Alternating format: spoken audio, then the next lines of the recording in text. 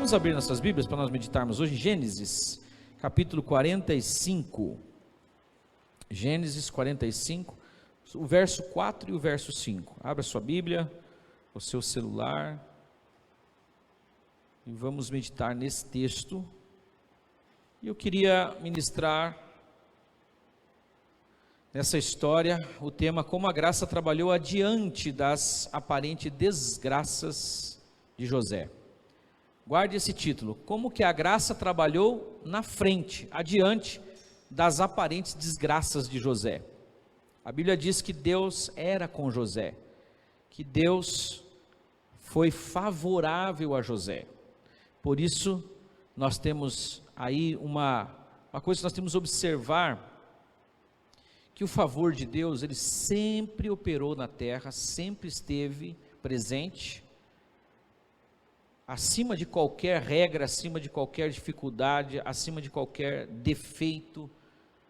E é interessante que Deus sempre escolheu os pequenos e às vezes os mais falhos para fazer deles glória para o seu nome. Então eu quero ministrar nesse texto, você que está em casa também nos acompanha.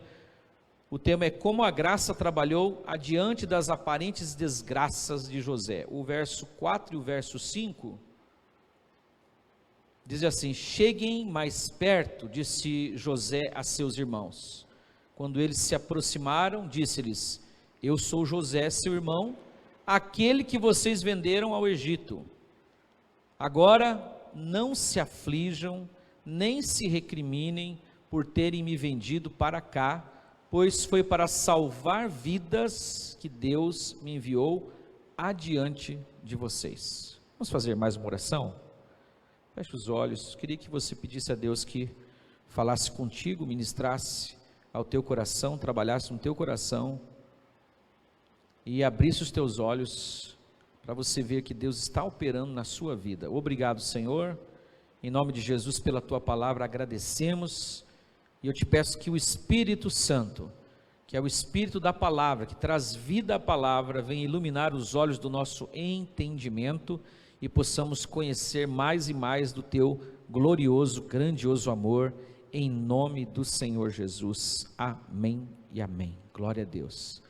Jorge, tira um pouquinho do volume para mim, aqui da frente, e põe aqui no PA um pouco mais, tá? Para eu escutar mais lá do que aqui, que está muito forte aqui para mim. Amém, irmãos? Glória a Deus. Tem um texto de Romanos 11, 34, 35, que fala assim: quem conheceu a mente do Senhor para que possa aconselhá-lo? Ou quem deu primeiro a ele para que possa dele requerer alguma recompensa, ou para que ele o recompense? Então esse texto de Romanos, ele vai falar, depois de ter falado no capítulo 9, 10 e 11, sobre o povo de Israel, que naquele momento o apóstolo Paulo, que estava envolvido com a igreja, pregando o evangelho aos gentios e também aos irmãos judeus, aonde ele passava, mas ele foi o apóstolo dos gentios, parecia que Israel tinha sido deixado de lado.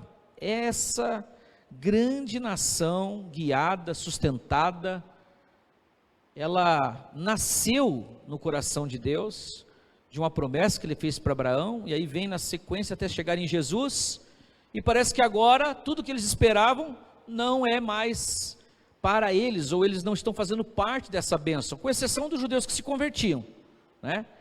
E aí ele vai tratar sobre esse assunto, que Deus está no controle da situação, que Deus deixou eles um pouco de lado, ou de olhos vendados, para poder fazer com que a salvação alcançasse a todos os homens. Na verdade, esse sempre foi o plano de Deus, resgatar o homem à sua imagem e semelhança.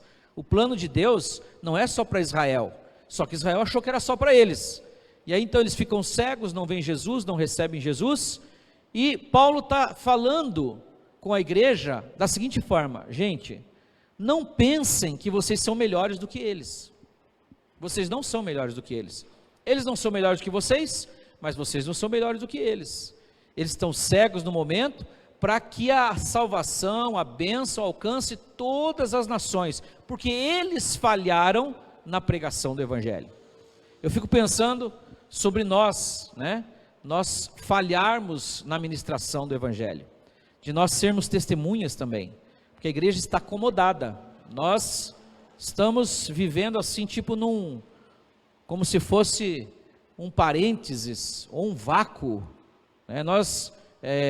Alguns anos atrás a gente pregava mais, falava mais de Jesus, hoje parece que todo mundo é crente, né? Ah não, a pessoa já conhece Deus, eu não vou encher o saco de ninguém com a pregação, e na verdade as pessoas estão ficando cada vez mais incrédulas, mais afastadas de Deus, crendo menos que Deus existe, até por conta da situação que nós estamos vivenciando, com essa pandemia. Agora fica claro para muitas pessoas, mas se Deus é bom, onde é que Ele está nessa hora? Por que está morrendo tanta gente? Né? Por que não inventaram a vacina ainda? Por que tudo isso está acontecendo? E aí tem muita gente, realmente até que já creu, já confiou, ele desacreditando em Deus. Só que, essa mesma situação apareceu para Israel por muitos anos, mas eles continuaram crendo, pelo menos tinham um tanto de gente que cria, como nós que estamos aqui crendo, ainda confiando, ainda buscando, ainda adorando, ainda cantando, e o nosso estar aqui é uma forma de pregar, mas nós precisamos anunciar o Evangelho, porque Israel falhou, nós precisamos, não com peso nas costas, mas como foi pregado esses dias aqui pelo pastor Michel, como um privilégio, nós anunciarmos o grandioso amor de Deus a todas as pessoas. Não deixe de falar do Evangelho. Deus não salvou você, não fez a salvação chegar até você, para você simplesmente desfrutar disso, Ele quer usar você. Guarde isso que eu estou falando. Quantas vezes já escutou isso?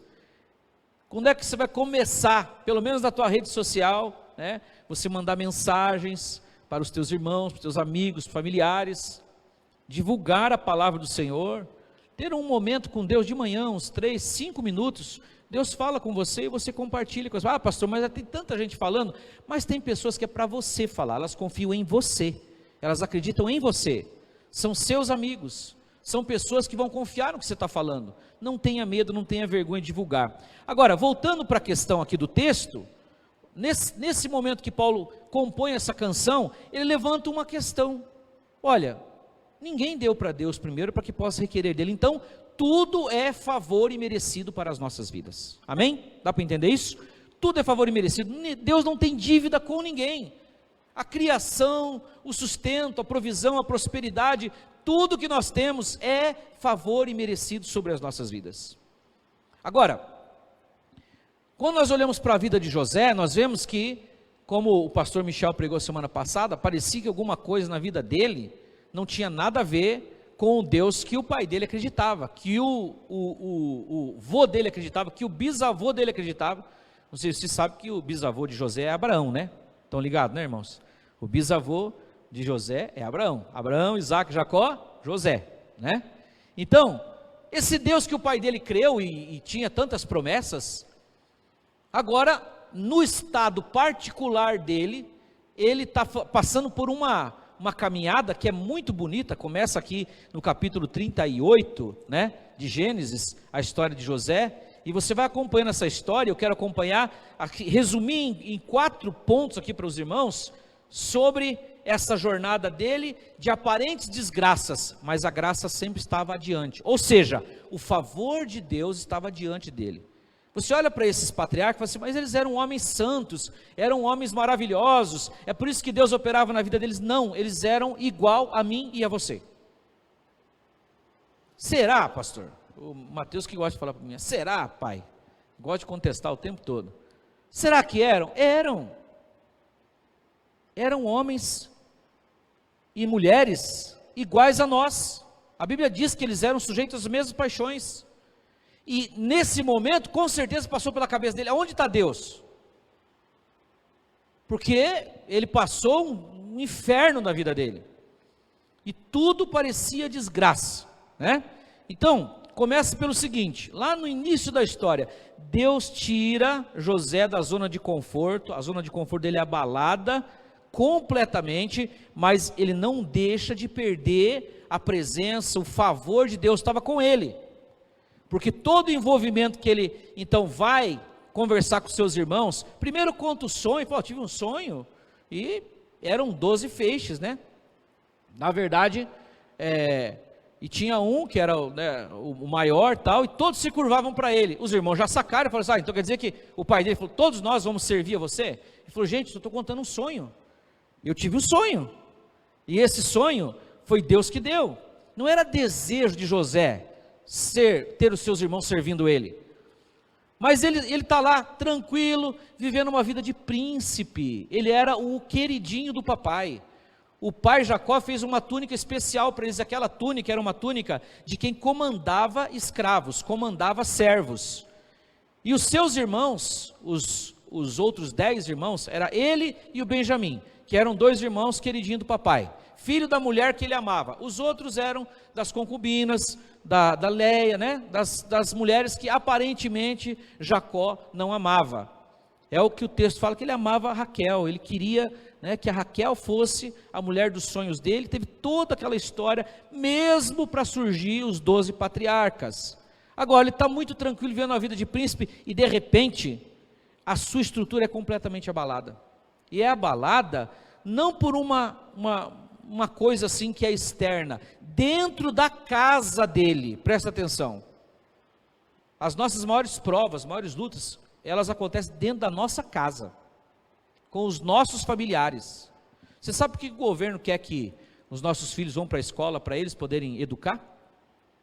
Porque existem estatísticas que as maiores doenças, as maiores feridas, os maiores problemas são gerados dentro das famílias, dentro das casas. Uma das preocupações agora, né, do ministério lá que é da Damares, né, Damares, que é dos direitos humanos e da mulher e tal, uma série de coisas, é que aumentou o número de violência dentro de casa com, né, os maridos ali junto com as esposas dentro de casa, tá todo mundo trabalhando, só se vê de noite, não se vê nunca, vê final de semana, está na casa da mãe e do pai, ninguém pode surrar um, ninguém pode bater no outro, xingar o outro, senão dá BO, mas começou a aumentar o número de violência contra a mulher, de violência contra as crianças. Já está a estatística, eles não estão nem divulgando isso aí.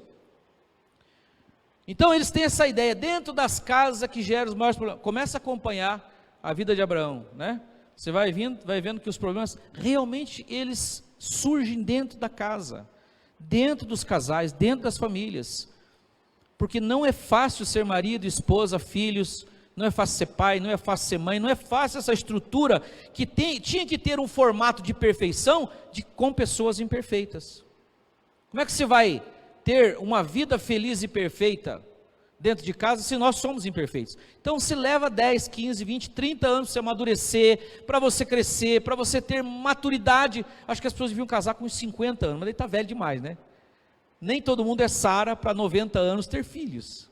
A gente começa muito cedo, erra mais, e só a misericórdia de Deus. É o que estava acontecendo na casa dele, estava de boa, no seu lugar privilegiado, mas Deus começa a mover as coisas, e começa a acontecer desgraças na vida dele, né? Segunda coisa que sempre acontece, é que pessoas que deveriam proteger José, falham, mas o favor de Deus está com ele. Você vê, você imaginaria ser traído, e até ameaçado de morte pelos seus irmãos? Alguém que já passou por isso?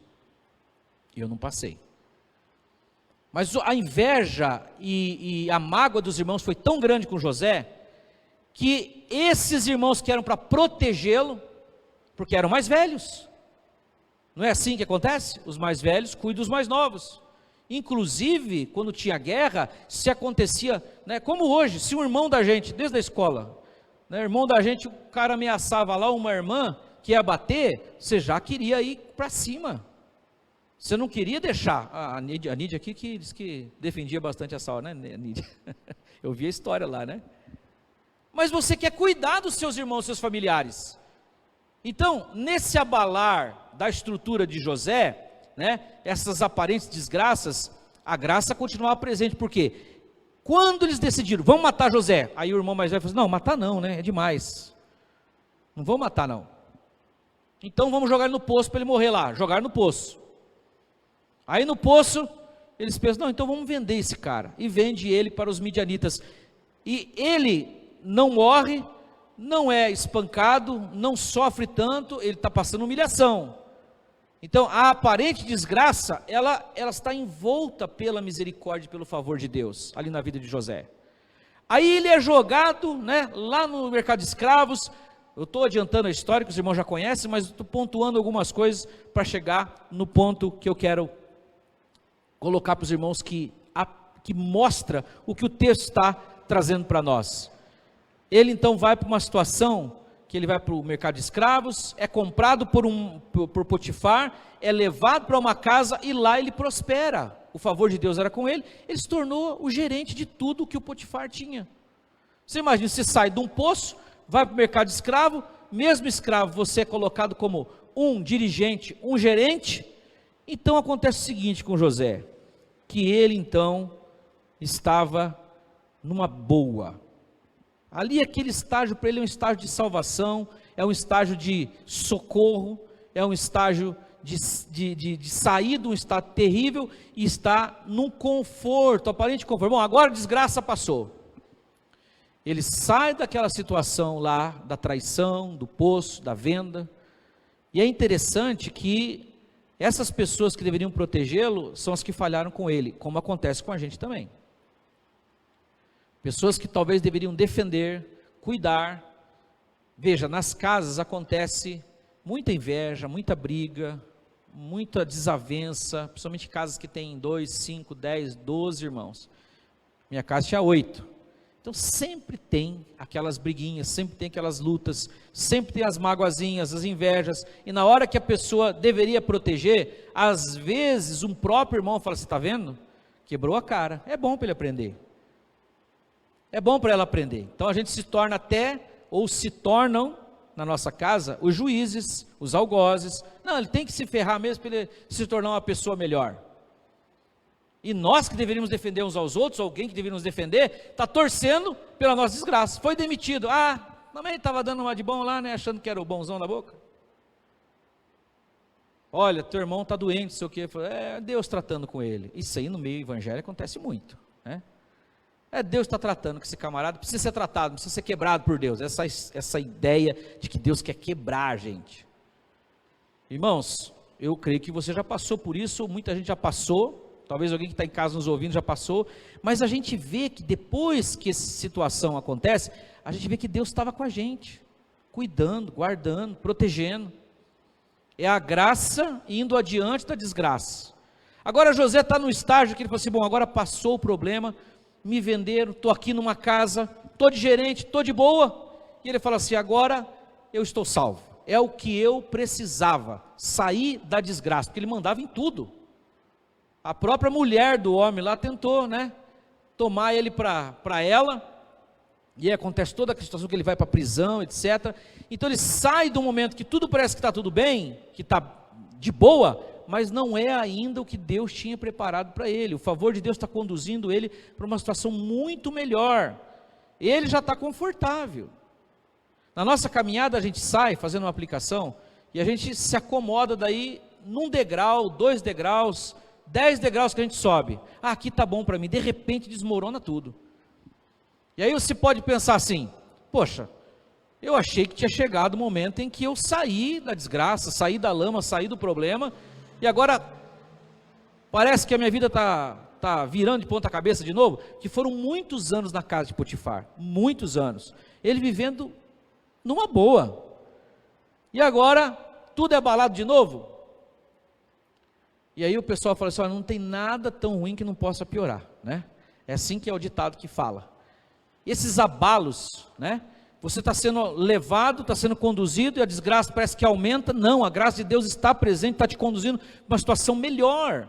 O nível que o Senhor queria colocar José não era o nível de escravo gerente de uma casa. Era muito maior, porque o plano de Deus era muito maior. Terminando a história, nós vamos chegar aqui no versículo que nós tratamos. Quero que você volte, capítulo 46, o verso 4 e 5, o momento em que José já está no lugar mais alto. Ele achava que ele estava vivendo desgraças, mas a graça estava conduzindo ele para um lugar mais alto.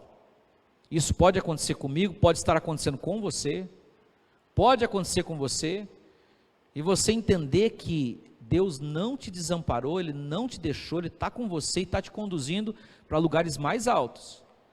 Agora José é colocado como governador do Egito. Não tinha posto mais alto. E outra coisa, não era um posto mais alto só lá no Egito. O Egito, ele estava mandando em muito lugar, e ainda por ter alimento, ele começou a comprar outros povos praticamente. O pessoal chegava lá, não tinha dinheiro mais para dar, se vendiam, davam as terras. E José fez com que Faraó prosperasse, e o Egito cresceu nas mãos de José. Porque essa era a vontade de Deus para ele, que ele estivesse num lugar mais alto. Ele foi sendo protegido pela misericórdia, pelo favor de Deus, pelo amor de Deus, pela graça, até ele chegar nesse ponto, onde o texto fala que ele vai se revelar aos seus irmãos. E aí, é a quarta coisa que eu quero colocar para os irmãos, que também deve acontecer conosco, ou talvez está acontecendo com você. E esse eu quero que você preste atenção, que nós temos dito aqui uma coisa: a graça tem que nos tornar graciosos. Se você quer o favor imerecido para você, você também pode, cheio desse favor imerecido, tributar aqueles que não merecem. Porque é uma história longa, eu não posso tratar todos os capítulos aqui, mas você conhece a história. Sempre que eu leio essa história eu choro. Mas chega nesse ponto aqui, que é a quarta coisa que eu quero falar. Quando José tem a oportunidade de se vingar e fazer uma grande desgraça com os seus 10 irmãos, a graça lhe faz gracioso. Ele diz para os seus irmãos: cheguem para perto, porque ele falou: eu sou José. Os irmãos deram 3 passos para trás. E ele vem sendo tentado a se vingar dos seus irmãos, né? Alguns capítulos anteriores aqui, esse momento. Ele fica brincando com eles, de gato e rato. Eles são acusados de roubar a taça dele. Ele quer que eles tragam o seu irmão mais novo, porque ele pensou assim, talvez no coração dele: chegou a hora de eu me vingar, vou mandar trazer meu irmão, meu pai, e esses 10, vou dar um fim neles. Mas ele vai sendo trabalhado pelo favor de Deus, e com certeza, sabe, ele começa a lembrar que Deus estava com ele no poço, Deus estava com ele no mercado de escravo, Deus estava com ele na casa de Potifar, Deus estava com ele na prisão.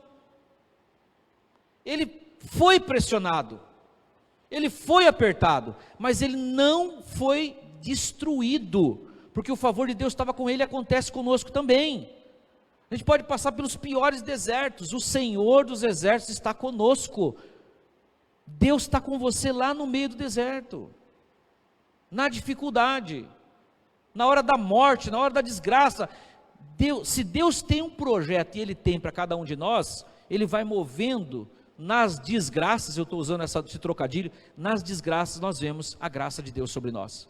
E ele foi tentado nesses últimos capítulos aqui, até chegar esse momento, mas a graça foi trabalhando com ele, e ele estava numa posição elevada. Ele podia mandar matar os seus irmãos. Se ele chegasse para o faraó e falasse assim: olha, faraó, sabe que eu estava na casa de Potifar, fui para a cadeia e tal, acusado de inocente e tal, o senhor sabe da minha história, os responsáveis são meus irmãos, eles estão aí, eu quero a cabeça deles. Ah, mas na hora que o faraó falou assim: meu filho, o que você quiser fazer, você pode fazer. E os irmãos, quando ele anuncia para eles: eu sou José, eles ficam branco. O texto fala que eles não acreditaram, mas ele já está tão comovido, tão trabalhado pelo amor de Deus, pelo favor imerecido, que ele chega para os irmãos e fala assim: cheguem perto de mim, se aproximem. No momento em que ele pode fazer uma desgraça de matar 10 irmãos, ele se torna gracioso com esses irmãos. E a história não vai acabar aqui, a graciosidade dele. Mas ele fala assim: olha, eu sou José, vosso irmão, não se aflijam. Olha o que ele diz: não se aflijam e nem se recriminem por terem me vendido para cá, pois foi para salvar vidas que Deus me enviou adiante de vocês, e adiante de mim estava a graça de Deus e o favor de Deus. Eu não sei que estágio você está já. Você já está numa situação em que você pode dar uma pisada naqueles que pisarem em você. Mas isso é da velha aliança, e da errada interpretação da velha aliança. Porque se vê um homem aqui, no início dos patriarcas, sendo completamente generoso, sendo completamente gracioso. E o apóstolo Paulo fala que nós precisamos permanecer nessa humildade, porque Deus concede graça aos humildes e resiste aos soberbos. José tinha tudo para se vingar deles, mas o coração dele foi quebrado por perceber que Deus sempre esteve com ele, e não foi os irmãos. Os irmãos só foram instrumentos, como foi pregado semana passada. As coisas só são instrumentos de Deus para trabalhar conosco. Você acha que viver na graça é viver sem nenhum problema, nenhuma dificuldade? Muito pelo contrário. As pessoas olham você saindo de todas as dificuldades e elas falam, mas como é que pode? E se tem alguém que está te perseguindo, olha, quando tem alguém que persegue a gente, é terrível.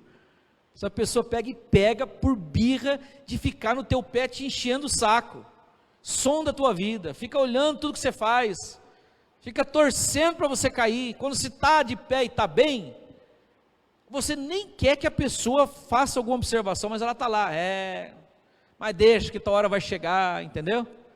E você sendo gracioso, ou tendo a graça de Deus sobre você. Agora, se você já está num estágio em quem sabe você tem a oportunidade de dar uma pisada, uma humilhada em pessoas, lembre que você não chegou aí sozinho, porque o favor de Deus está com você, estava com você e vai estar com você. Deus quer nos levar para lugares mais elevados, mas a gente tem que ser trabalhado.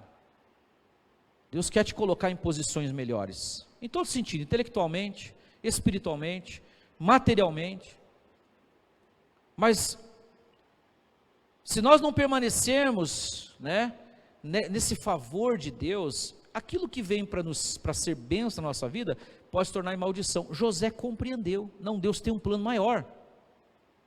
Aí ele manda chamar seu pai, manda trazer os netos, as mulheres dos caras, bisnetos, cabras, camelos, tudo que eles tinham.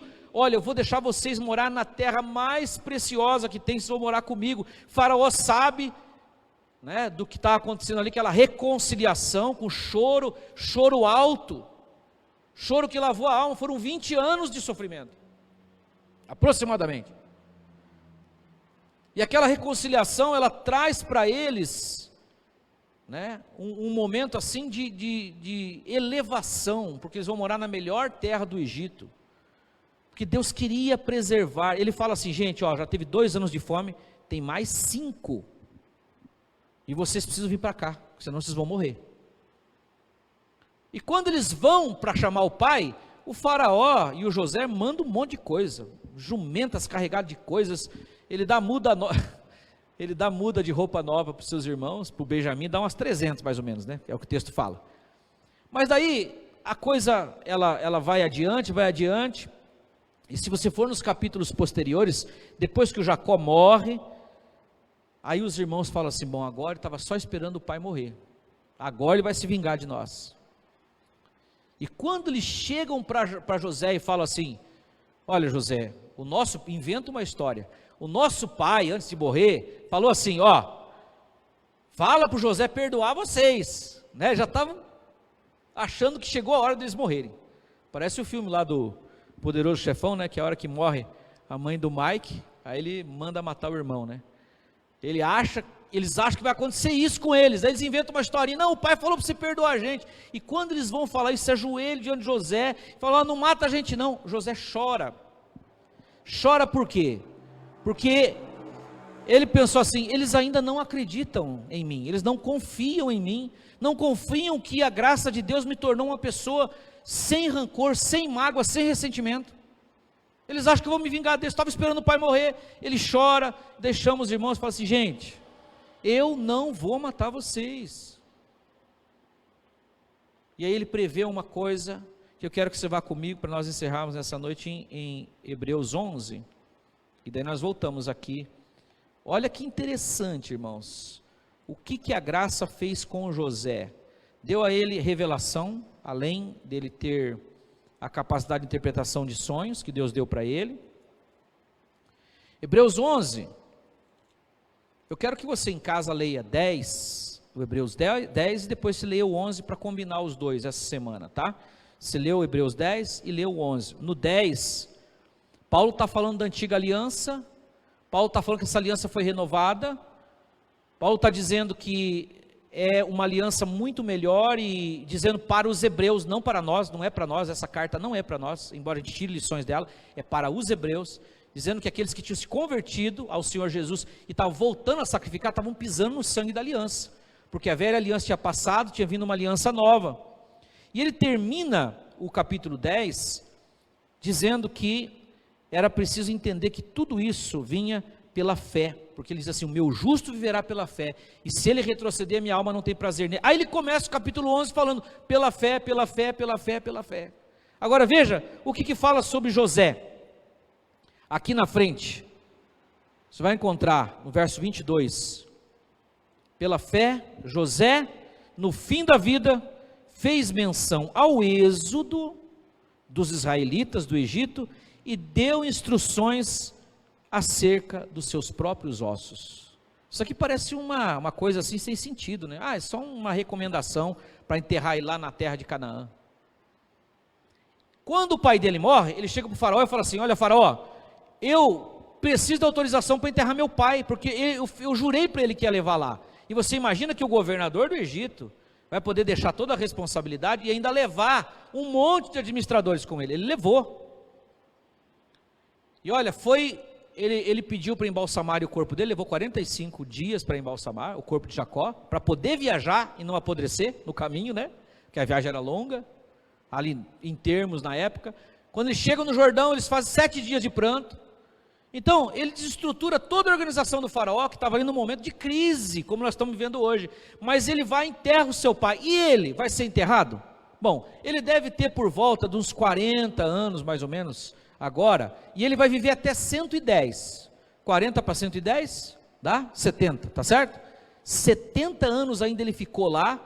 Só que nesses 70 anos, ele viveu em paz com seus irmãos, ele viveu sendo gracioso para os seus irmãos, não matou os seus irmãos e ainda profetizou. Olha, gente, volta lá para o capítulo Gênesis, volta para o Gênesis, só para nós encerrarmos e você fazer uma ligação. Veja que tremenda, né? Essa parte que fala sobre a fé e fala de todos os heróis da fé, é importante, porque essa fé que ele está falando aqui é o que tem que funcionar diante de Deus e não obras, e não performance.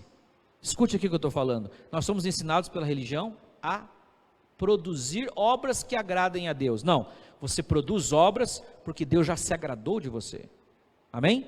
Você não foi criado para as boas obras por você mesmo. Ele gerou você em Cristo para as boas obras. Pastor, não, pela graça, tem que fazer nada de bom. Não, nós temos maior responsabilidade. Essa que é a verdade, nós devemos produzir boas obras, mas não é uma coisa que nós conseguimos. A origem é o Senhor Jesus. No finalzinho aqui do texto de Gênesis, nós vamos encontrar, depois da morte de Jacó, capítulo 49, capítulo 50, a bondade de José, capítulo 50, a partir do verso 15, tá? Aí no 22 fala assim: José permaneceu no Egito com toda a sua família e seu pai, viveu 110 anos, e viu a terceira geração dos filhos de Efraim. Além disso, recebeu como seus filhos, como seus os filhos de Maquir, filho de Manassés. Aqui o verso 24 que relaciona com Hebreus 50, 24. Antes de morrer, José disse aos seus irmãos: estou à beira da morte, mas Deus certamente virá em auxílio de vocês e tirará vocês desta terra, levando-os para a terra que prometeu como juramento a Isaque e a Jacó. E José fez que os filhos de Israel lhe prestassem um juramento, dizendo: quando Deus intervier a favor de vocês, levem os meus ossos daqui. Veja, a sequência de bênçãos e de graça, dentro das desgraças da vida de José, ia dar o prosseguimento agora, porque eles iam passar por 430 anos de sofrimento. Tem 70 anos aqui, aí mais uns aninhos, há um faraó que não conhecia José, se levanta, entendeu? E José entendeu: olha, Deus vai usar esse tempo aqui para multiplicar vocês vão sofrer, mas é a mesma sequência de desgraça que vai resultar num patamar maior. Deus não quer vocês como emprestados numa terra, Deus não quer vocês como servos numa terra, Deus quer vocês como príncipes da terra, e vai levar vocês para uma terra muito melhor. Deus prometeu para Abraão, e eu tenho tanta certeza disso, que eu quero que você faça um juramento. quando vocês saírem, leve os meus ossos. Você imagina a fé que ele teve, como Deus foi com ele. Ele falou, Deus vai continuar sendo com vocês. Aí alcança os nossos filhos, alcança os netos. Hoje uma das preocupações que nós temos são com os filhos. O que meu filho vai viver nessa terra, se essa terra, né, se Jesus não voltar, como é que vai ficar? A coisa está ficando cada vez pior. Você acha que Deus tem algum plano de desgraça, que não seja amparado pela graça adiante, como eu estou pregando esse tema? Não, ninguém deu para Deus primeiro, ele não deve nada para ninguém, mas mesmo assim ele continua abençoando aqueles que confiam nele, aqueles que esperam nele, aqueles que creem na sua bondade. Nós temos falado muito assim, que a religião faz isso, né? Se você vê pelo evangelho é outra coisa, a religião faz isso, o evangelho diz outra coisa. Você fica meio assim, mas religião não é a nossa religião? Não, essa religião no sentido de sistema, sabe, de métodos, de você agradar a Deus pelos teus atos. Esse método é furado, porque leva você a uma barganha com Deus, uma troca com Deus, que não existe. Deus não deve nada para nós, contudo ele é bom e sempre prepara o melhor para nós. Ele falou assim, olha, os filhos de vocês, os netos, os bisnetos, lá na frente, vão sair dessa situação, para uma situação muito melhor. Fala comigo, muito melhor. Nós temos que crer que os nossos filhos, se Jesus não voltar, netos, bisnetos, eles vão ser e estar melhores do que nós. Você crê nisso? De verdade mesmo? Ou você tem sido apavorado pela pandemia, pelo problema mundial? É lógico que a gente quer que Jesus volte logo e a gente saia fora dessa desgraça aqui, né? Mas se não, irmãos, ele previu lá na frente, falou assim, eu creio, Deus vai tirar a gente daqui, vai levar para a promessa que ele falou que ia fazer, e eu creio tanto que eu estou pedindo para vocês, jurem aqui para mim, levem os meus ossos e me enterrem junto com meus avós, bisavós, com meu pai. E aqui o texto de Hebreus vai relacionar isso, pela fé, o José disse, olha, nós vamos sair daqui, leve os meus ossos. Por que ele mencionou isso? Porque foi uma atitude, irmãos. Se você vê aqui o que eles passaram no Egito, que o clamor deles foi tão grande, que chegou até o céu, aí começa o êxodo aqui, né, 1, 2 e 3, e Deus vem com Moisés, e se apresenta para Moisés dessa forma, eu sou o Deus de Abraão, Isaque e Jacó. Depois Jesus vai falar, lá na frente, para os saduceus que não criam ressurreição, Deus não falou que é Deus de Abraão, Isaque e Jacó? Falou, Deus é Deus de vivos e de mortos, eles estão vivos, Deus está trabalhando, está fazendo as coisas, mas já faz 1000 anos, 1500 anos, eles estão vivos, tanto é que aparece lá o Moisés depois, lá na transfiguração, o Elias, Abraão lá na parábola do Lázaro e do rico. Então é muito maior do que nós imaginamos, irmãos, e Deus está no controle, Deus está com a sua graça no meio da desgraça, agindo nas nossas vidas, não duvide. Olhando para hoje a situação que a gente está, a gente se apavorando, isso aí vai passar em nome de Jesus. Nenhum dos meus familiares contraiu essa enfermidade, muito menos morreu com ela. Eu fiz uma pesquisa tem uns 30, 45 dias, e perguntei para os irmãos, alguém da sua casa morreu de Covid? Não, um amigo meu, um amigo de um amigo. Qual foi a palavra que Deus me deu? Eu não sou profeta, mas Deus me deu essa palavra no início da pandemia. 2 Timóteo 1,7, Deus não nos tem dado espírito de covardia, mas de amor, moderação e prudência. E eu falei, irmãos, não temam, creiam e sejam prudentes. A gente fez o isolamento, o pessoal está usando máscara, álcool, que a mão da gente está viciada já em álcool, depois que não, né? Tem gente brincando aí que a mão vai ficar com dependência alcoólica, vai começar a tremer. A minha já está tremendo já um pouco. Brincadeira. A gente está tomando os cuidados, mas o Espírito Santo tem fortalecido a nossa vida e tem feito a gente crer que nós estamos não imunes, mas nós estamos guardados pela boa mão do Senhor. Os teus familiares, a tua casa. Se nós contrairmos, esse vírus vai sair correndo de nós em nome de Jesus. Porque o que Deus tem para você é favor imerecido todos os dias. E sabe que eu vi pessoas pensando assim: ah, pastor, é castigo de Deus, é julgamento de Deus na terra. Não, isso é consequência do que os homens fazem mesmo, é consequência do pecado. Deus não é Deus de ficar amaldiçoando ninguém. Quando chegar o Apocalipse, irmãos, ó, preste atenção, o grande e terrível dia do Senhor virá, a porta da graça vai fechar,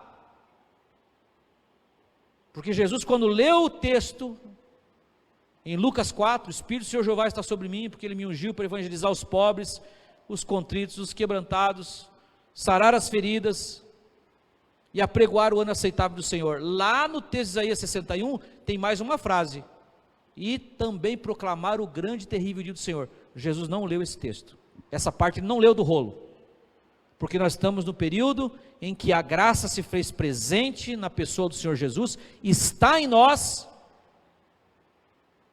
e a lição maior dessa noite para nós é essa da última parte que eu falei.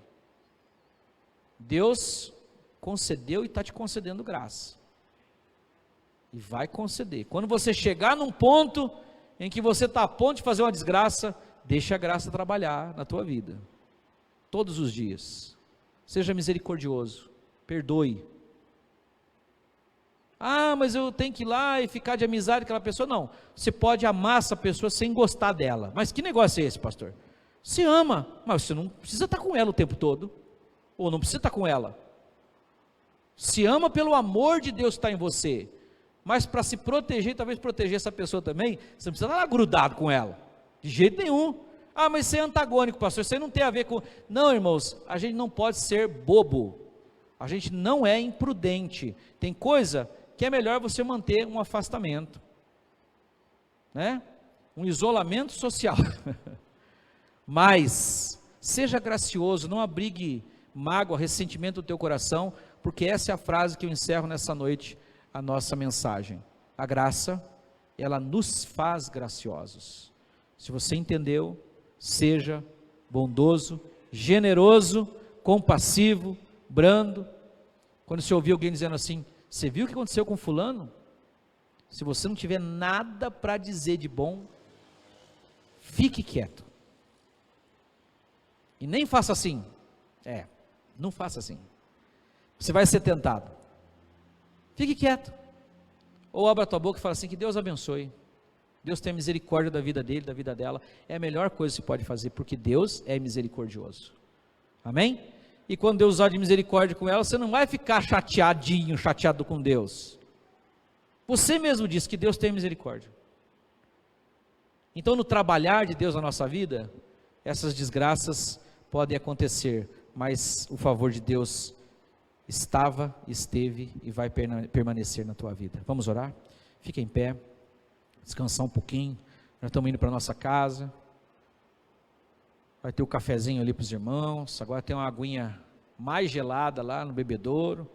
Semana passada eu recebi uma oferta, irmãos. Eu falei: é agora que eu vou comprar esse bebedouro que eu queria comprar faz tempo. Tem que comprar mais uns 2 ainda, né? Mas aquele lá. E Deus vai abençoando, vai nos dando. Vocês viram que nesse tempo de pandemia que a gente conseguiu dar uma restaurada aqui no salão, né? Deus usando uma pessoa ou outra, Deus levantando pessoas para abençoar, me dando coragem, porque um tempo atrás a pessoa falou: você vai ficar gastando esse salão aí que não é teu, pastor? Não é gastando, a gente tem que ajeitar o negócio aqui, né? E glória a Deus que Deus tem usado pessoas, tem usado famílias para nos abençoar, a quem nós somos gratos. Mas é no meio da dificuldade que Deus, isso aqui Deus está mostrando para você, por mais simples que seja, que é no meio da dificuldade Deus vai fazer você prosperar, mais ainda, porque Ele é bom. Você crê nisso? Feche os olhos, vamos orar. Obrigado, Senhor, porque o Senhor nos conduz com mão forte, poderosa, e nos ensinando no meio das nossas lutas e provas. Eu tenho aprendido, Senhor, eu tenho sido ministrado pelo Teu Espírito, eu tenho conseguido, Senhor, ver o que o Senhor está trabalhando no meio das vicissitudes, dos problemas, das aparentes desgraças. Eu tenho visto a Tua graça, Senhor, sobre a minha vida, sobre a minha casa, sobre os meus filhos, e eu te peço que seja assim, Senhor, com cada irmão que aqui está, que os Teus filhos vejam o Teu agir, que os Teus filhos vejam o Teu sustento, a Tua provisão, que os teus filhos vejam o teu favor, Senhor, no meio das piores dificuldades. O Senhor não nos abandona, o Senhor está conosco. E que, Senhor, essa graça vá nos tornando cada dia mais amolecidos, brandos, tranquilos, com o coração quebrantado. Que, ó Deus, não venha mágoas, não venha ressentimentos.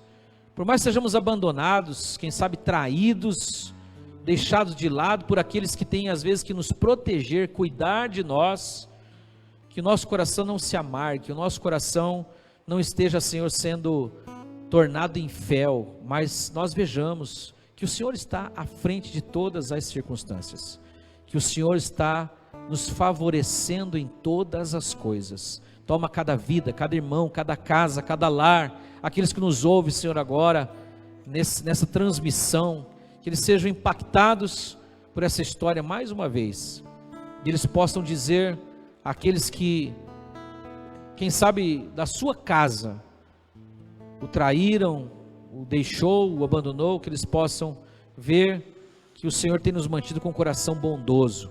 Nós podemos levantar as mãos e abençoar, e ministrar, principalmente sobre os familiares, sobre aqueles que nós amamos, que nós confiamos, Senhor. Nós os abençoamos nessa hora, cada um, em nome do Senhor Jesus. Que cada irmão, cada irmã, Pai, possa ver o agir do Senhor no meio da prova, no meio da dificuldade. É a nossa oração em nome do Senhor Jesus. Amém.